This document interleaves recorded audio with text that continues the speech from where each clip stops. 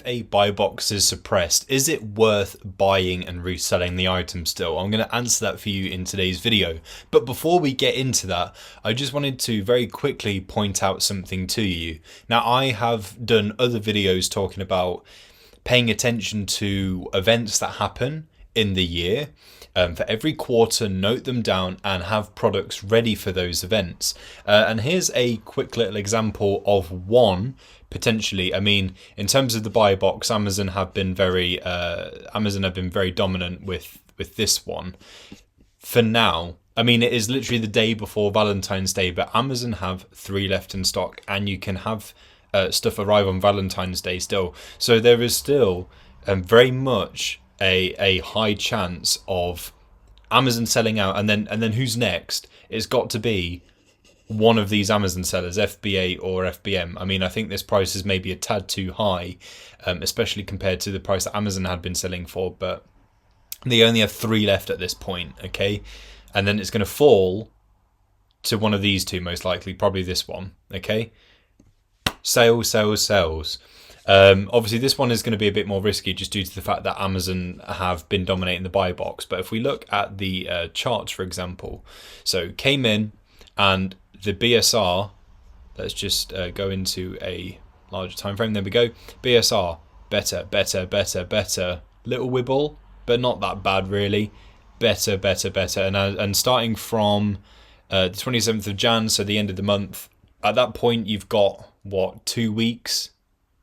Yeah, about 2 weeks-ish before Valentine's Day. And obviously people want to get stuff, and so as it gets closer and closer to Valentine's Day, people want little gifts and things like that. A lot of people will just get little gifts. I mean, this is what, $12.99. Will soon be £15, no doubt.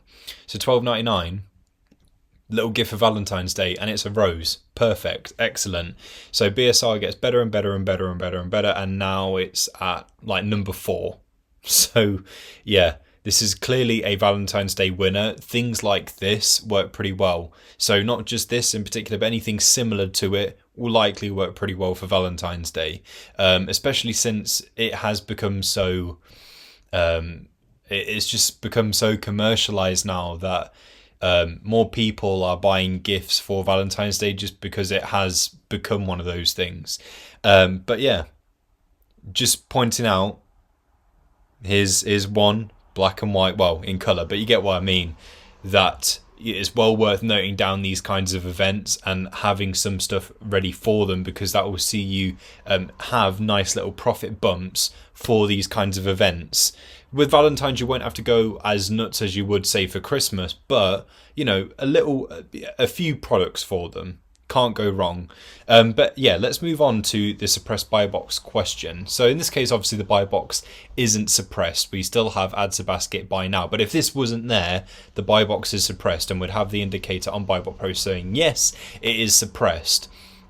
So a suppressed buy box is where obviously the buy box is gone, and that tends to be because someone's basically set the price too high on the listing, and Amazon's gone, nope, that's sort of out of bounds really, and we're going to take the buy box away for a bit, and they'll want whomever it is that caused it to change their pricing, and then they'll reinstate a buy box. So what you'd want to do is basically look at the sales charts really and see you're looking for the buy box price really. So the pink is what you're looking at, and there it is in the breakdown buy box. You want to see how often that disappears.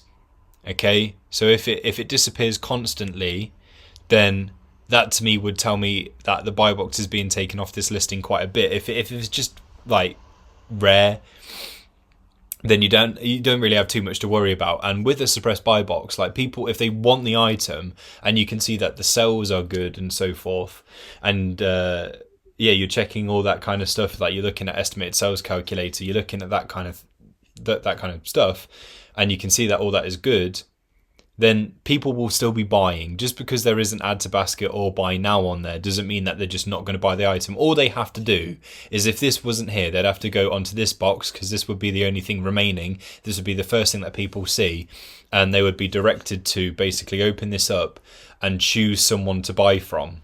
So if they want the item, they'll get it. Just because they don't have this right here doesn't mean that they're just going to go, oh, never mind, I won't get it, because they can still get it. they'll just have this box right here. It literally takes an extra click, basically. They've got one click here, add to basket, buy now, one click to open this, and another click to add to basket that way.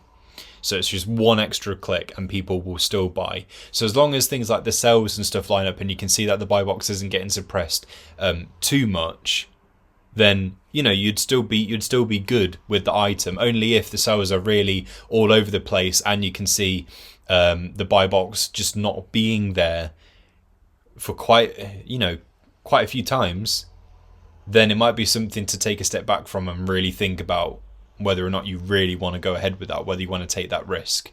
Hopefully this helps your decisions.